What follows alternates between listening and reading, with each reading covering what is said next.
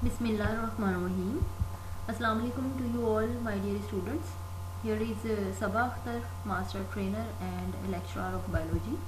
I hope you all are doing well. So let's start our topic.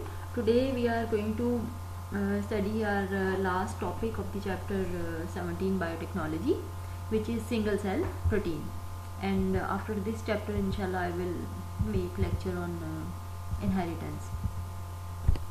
क्योंकि उसकी काफ़ी request आई है, तो पहले इनहेरिटेंस चैप्टर कवर कर लेंगे, उसके बाद इंशाल्लाह हम लोग जो रिमेनिंग चैप्टर्स रहते हैं वो स्टडी करेंगे। सो स्टार्ट करते हैं टॉपिक सिंगल सेल प्रोटीन। आज का टॉपिक है हमारा the term single cell protein was firstly used by Carol Wilson in 1967। ठीक है, सबसे पहले जो सिंगल सेल प्रोटीन का जो वर्ड है, जो टर्म है, वो यूज़ किया था कैरल विल्सन ने 1967 में। ठीक है, सिंगल सेल प्रोटीन है क्या? Actually it refers to dead dry cell of micro organisms such as yeast, fungi, bacteria and algae.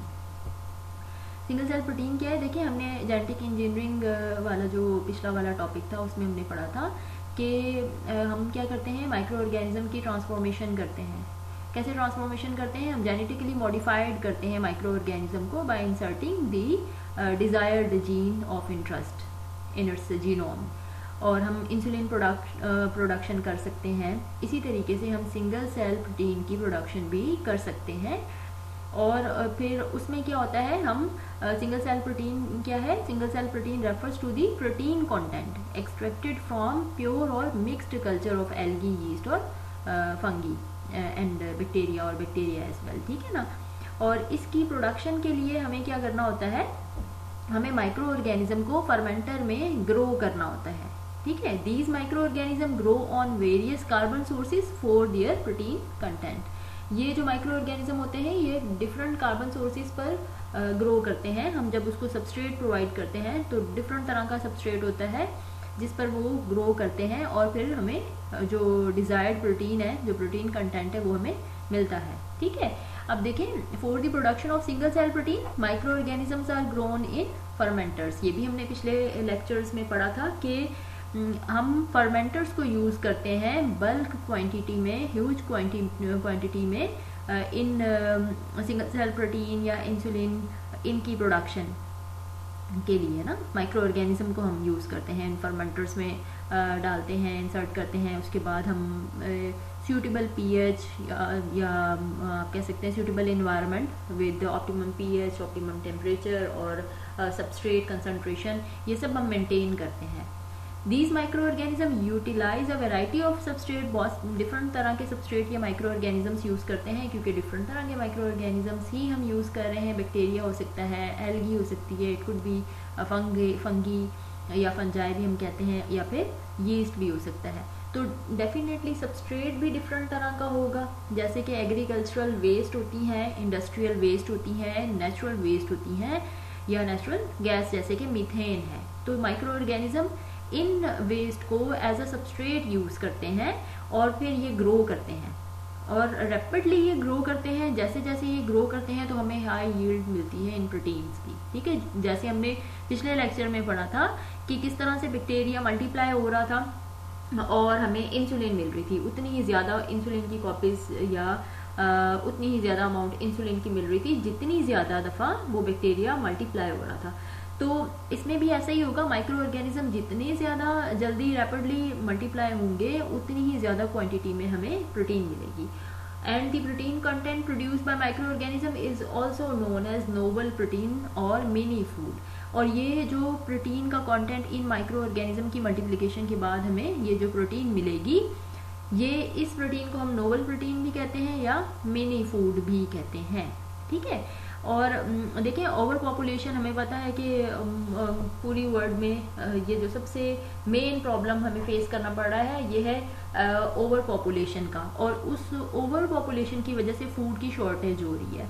Human beings के लिए भी और जो डोमेस्टिक एनिमल्स हैं उनके लिए भी फूड की शॉर्टेज हो रही है। तो ये एक अच्छा, एक बेस्ट मेथड है कि सिंगल सेल प्रोटीन को प्रोड्यूस किया जा रहा है, इन माइक्रो ऑर्गेनिजम्स को, इन माइक्रोब्स को एज अ प्रोड्यूसर यूज़ किया जा रहा है, और यहाँ से सिंगल सेल प्रोटीन इनकी हेल्प से बनाई जा रही है। अब ये वाली जो टेक्निक है ना, ये प्रोफेसर स्क्रिमशॉ थे, इन्होंने ये टेक्निक जो थी वो इंट्रोड्यूस की थी। मैसाचुसेट इंस्टीट्यूट ऑफ टेक्नोलॉजी के थे, मैसाचुसेट इंस्टीट्यूट ऑफ टेक्नोलॉजी के ये प्रोफेसर थे स्क्रिमशॉ। इन्होंने ये टेक्निक जो सिंगल सेल प्रोटीन की टेक्निक है ये इंट्रोड्यूस फर्स्ट टाइम इन्होंने की थी, ठीक है। और फिर ये जो सिंगल सेल प्रोटीन से हमें जो ये जो इन माइक्रो ऑर्गेनिजम्स की हेल्प से हमें जो सिंगल सेल प्रोटीन्स मिल रही है, ये बहुत ज़्यादा बल्क क्वांटिटी में हम लोग ये हासिल करते हैं ना। जैसे कि ये जो माइक्रो ऑर्गेनिज्म जो है जल्दी जल्दी रैपिडली ग्रो करते हैं, तो हमें ज़्यादा इसकी यील्ड भी उतनी ही ज़्यादा मिलती है। And it has been calculated that 50 kilogram of yeast produce about 250 tons of protein within 24 hours.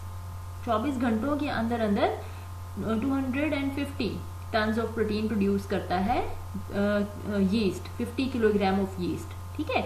और जो एल्गी है जो पॉन्ड्स में ग्रो होती है वो तकरीबन 20 tons dry weight of protein पर एकड़ पर ईयर जो है वो प्रोड्यूस करती है ना। And this yield of protein is 10 to 15 times higher than the soybean and 20 to 50 time higher than corn. मतलब इतनी ज़्यादा प्रोटीन की अमाउंट जो है वो हमें इन माइक्रो ऑर्गेनिजम्स को फर्मेंटर में ग्रो करवा के मिल रही है, ठीक है ना। और ये जो प्रोटीन है, ये जो सिंगल सेल प्रोटीन्स है, ये इन्हीं यीस्ट को, जब हमने पढ़ा कि इन्हीं यीस्ट को या बैक्टीरिया, फंगी या एल्गी को यूज़ करके हम हासिल कर सकते हैं। अब when the single cell protein are produced by using yeast, the product also contain high vitamin content. जब हम यीस्ट को यूज़ करके ये सिंगल सेल प्रोटीन हासिल करेंगे तो वो जो प्रोडक्ट होगी वो हाई, उसमें हाई कंटेंट होगा विटामिन का भी, ठीक है। And in the production of single cell protein industrial waste are used, तो एज अ रॉ मटेरियल, क्योंकि micro organism as a raw material industrial waste use करते हैं, मैं आपको बता चुकी हूँ। तो इसकी वजह से पॉल्यूशन को कंट्रोल करने में भी हेल्प मिल रही है, ठीक है ना। और the use of single cell protein has good prospect in future because they contain all essential amino acids. इसके अंदर जो सारे के सारे इसेंशियल अमीनो एसिड्स होते हैं ना वो भी मौजूद होते हैं। Moreover the production of single cell protein is independent of seasonal variation, और ये सीजनल वेरिएशन पर बिल्कुल डिपेंडेंट नहीं है, मतलब ये इंडिपेंडेंट है। हम इसको कभी भी किसी भी टाइम प्रोड्यूस कर सकते हैं फर्मेंटर में, ठीक है। और सूटेबल कंडीशन उसको प्रोवाइड करके इन माइक्रो ऑर्गेनिजम्स को हम ये किसी भी टाइम प्रोड्यूस कर सकते हैं। Now what is the need for microbial production of single cell protein? Actually it is an idea to solve global food scarcity. Global level पे फूड की शॉर्टेज हो रही है क्योंकि ओवर पॉपुलेशन होती जा रही है, पॉपुलेशन बढ़ती जा रही है। तो इस फूड शॉर्टेज को ख़त्म करने के लिए, चाहे ह्यूमन बींग्स के लिए हो या डोमेस्टिक एनिमल्स के लिए हो, इसको ख़त्म करने के लिए सिंगल सेल प्रोटीन की प्रोडक्शन की जा रही है, ठीक है। अब देखें ये जो सिंगल सेल प्रोटीन है, ये इसके क्या क्या एडवांटेजेस क्या क्या हैं। एक तो ये हाई प्रोटीन कंटेंट है, इसमें बहुत ज़्यादा प्रोटीन होता है। And it contain all the essential amino acid, इसमें सारे के सारे जो इसेंशियल अमीनो एसिड्स होते हैं वो मौजूद होते हैं। And some micro organisms are highly rich in vitamins. हमने अभी पढ़ा कि इसमें जो विटामिन कंटेंट होता है ना, ये हाई विटामिन कंटेंट भी यील्ड करता है ये, ठीक है।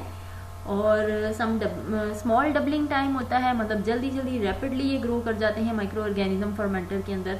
हाई ग्रोथ रेट होता है, flexibility in the use of substrate है, और work on continuous basis, eco friendly है, और कॉस्ट इफेक्टिव है, और एनर्जी इफिशिएंट है, and can also be genetically controlled, क्योंकि जेनेटिकली मॉडिफाइड ऑर्गेनिज्म यूज़ हो रहे हैं तो can also be genetically controlled, ठीक है।